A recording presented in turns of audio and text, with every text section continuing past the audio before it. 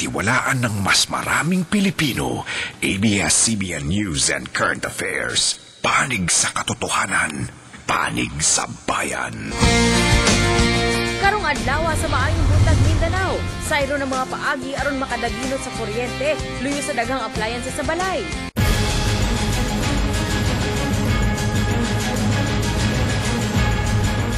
Sa News Patrol, mga pasahero o mga vendor sa van terminal sa Bangkerohan nabulabog sa hulga sa pagpamomba. Libreng serbisyo gidalit sa mga Dabawenyo atol sa halad ka pamilya. Ug libuan ka mga runner, misalmot sa One Run, One Philippines.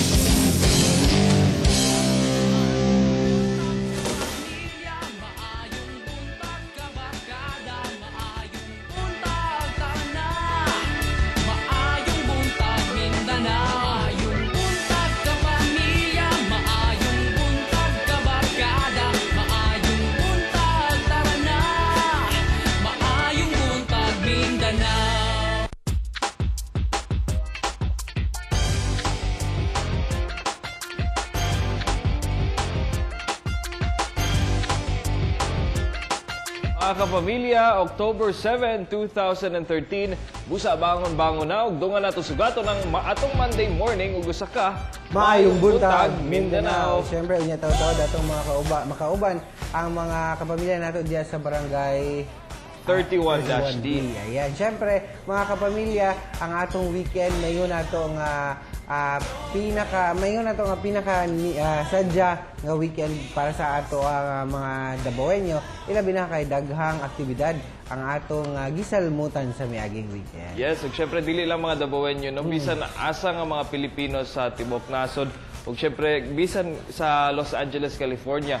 Kay gipahigayon ang ato nga Grand Kapamilya Weekend dinhi sa Pilipinas ug sa Estados Unidos. So usa na sa atong mga good news nga isgutan karon kay midagsang ang atong mga kapamilya sa lain-laing parte sa nasod paalang sa Grand Kapamilya Weekend sa Manila. Nahitabo ang selebrasyon sa Quezon Memorial Circle din sa iyo pa lang daghan na sa atong mga kapamilya ang nakisadya sa mga sorpresa sa ABS-CBN. Ang opening ceremony gipangunahan nila Chairman Gabby Lopez, CEO ug President Charo Santos Concho, yung sa Head Jing Reyes sa guban pa. Present sa mga kapamilya stars, ingon man sa news personalities sa Kapamilya Network. Og pagkaudto, gibulabog ang madlang people sa It's Showtime. Guest sub sa Showtime ang mga sikat nga kapamilya shows characters kasama nila Nova Villa, Freddie Webb ug daghan pa. Nagmalampusan sa mga paghatag og medical assistance sa DZMM, teaching, learning, and caring. Miabot sa 15,000 ka mga tao ang midagsang niya itong Sabado. Samtang dinisab sa Davao City na ipahigayon nga halad ka pamilya unya sa News Patrol atong masayran ang ubang detalye ni ini. Siyempre sa niya kagahapon sa mga kapamilya daghan sab sa atong mga kapamilyang runners ang misalmo sa atong One Run, One Philippines fun run diya sa mga siyempre, another good news na Francis no kay apil sa Grand Kapamilya Weekend nato ang One Run, One Philippines ug nagmalampuson kini kay matod pa sa PNP moabot sa halos 100,000 runners ang miapil dili lang sa Maynila hasta nasab sa Cebu, Bacolod ug Davao City. Sa Quezon City, alas 5 sa kadlaw nagsugod ang warm-up exercise sa mga runners dahil gisundan sa pagpanumpa sa mga runners.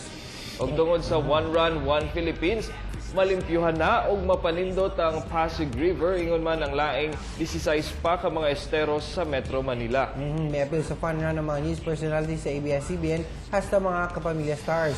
Anagan sa mga contingent gikan sa PNP, Philippine Navy, Air Force ug uban pa.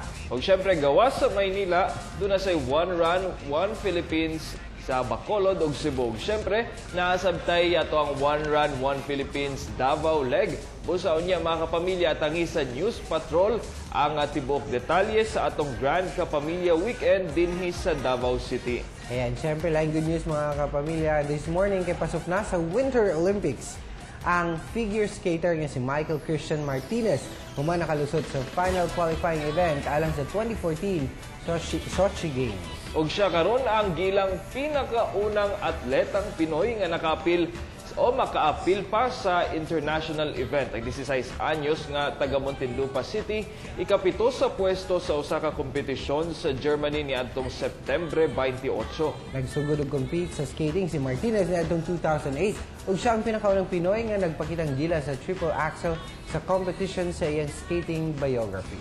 Ayan, congratulations no kay Winter Olympics ni og kay tang mga Pilipino wala tay win dito maka-experience og winter season dire pero tungod sa tong usa ka kapamilya nga Pilipino siya na ang usa sa mga qualifiers sa tong Winter Olympics sa Sochi. Ayan, syempre Nel, mga kapamilya, 80 dias na lang una magpasko busa, andam-andam dapat andam na takaron sa atong mga plano for Christmas. Ayan, si Claudette kahaon sa plano. Good morning, Claude. Good morning diha sa atong mga kapamilya. Go! Good morning, Claude. Francis and Hernel. Basta to. Kumusta diha, Claude? Unsay mga plano nimo? Hinahinay na miga. Warm up din sa Barangay 31D, Francis and Hernel. Og syempre, update kayong atong mga kapamilya din. Good morning, mga mamis! Good morning! Good morning! Ayan, nag-rise and shine na good mo. Pero para sa atong mga kapamilya na nakatuto ka rin sa MBM, nga plano magpalit og mga electrical appliances, unsa ba ang mga dapat i-consider aron makatipid og kuryente? Kanaton siren sa Consumer Watch. Karong nagkamoderno ng panahon, dili na mawala sa atong mga panimalay ang mga appliances for entertainment and other practical functions. Una mo palit og appliances, mas maisab nga magkanvas ng daan. Kinahanglan nga mga tanak kung doon na pa'y warranty ang inyong paliton. O aron makatipid sa kuryente, kinahanglan sang tanawon ang label kung pila ka watts ang ginakonsume niini. Kaya kung mas dako ang watts, mas dako sab ang ginakonsume nga kuryente. Apil sa mga appliances nga sagad na idagkong konsumo, mao ang mga plancha, rice cooker o coffee maker. Kung mopalit sab og parehas nga klase sa appliances, ikumpara ang consumption ini. Sama na lang sa TV nga mas maayong pilion ng LED.